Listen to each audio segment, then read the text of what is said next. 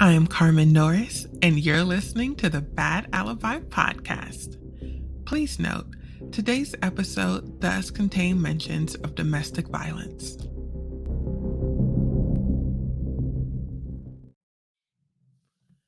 To find out something about a person, you would usually look at them and judge based off of things like appearance and body language. You may even take a peep through the contents of their room or car. But none of that would tell you anything about Damon. No, all of his secrets, his trips to the store and years of pain from his dad, could only be found in his old beat up and slightly dented waste paper basket.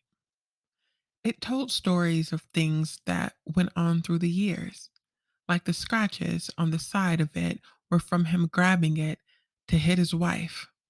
That must have scarred her because he only did it to scare her off from figuring that he had been cheating. Of course, that's only a surface reason. He knew just as well as anyone else.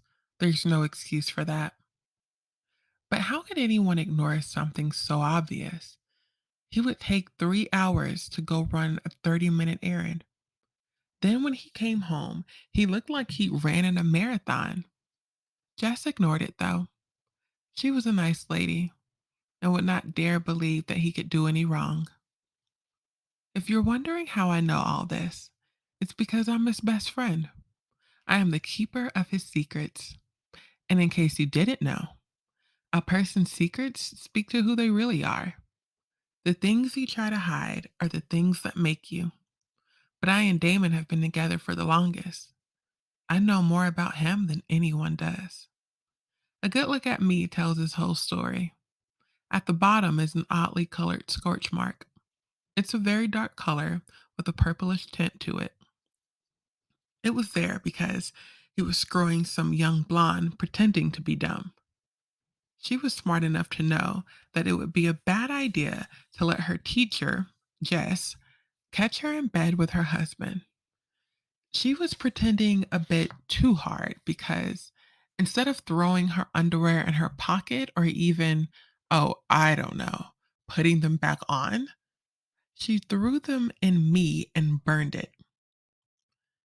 Oh man, he really knew how to pick them. Those were just some of the historically more interesting truths I withheld. The more recent secrets, though, now those were the good ones. The glow in the dark condoms, which he thought would be kept a secret, were the ones that showed he either didn't learn his lesson before or he was getting self inflicted revenge on his dad. Damon liked to use different types of condoms on different types of girls.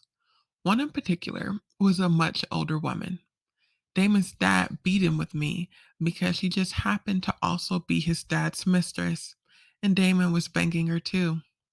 Now, if you believe in that whole you sleep with everyone they've slept with thing, then yeah, I think you see where I'm going with this.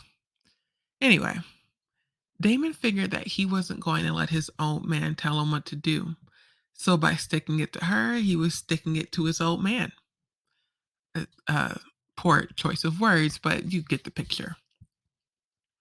Now, I was keeping up appearances.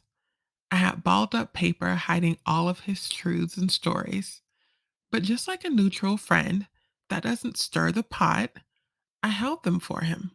So I had to hold them for Jess too. I stay loyal to those who are good to me. She actually empties me out and disinfects me.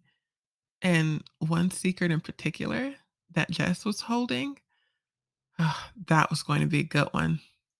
She was hiding a few condoms of her own. Or should I say, her and Damon's dad were. But don't look at me. I just sit back and enjoy the show.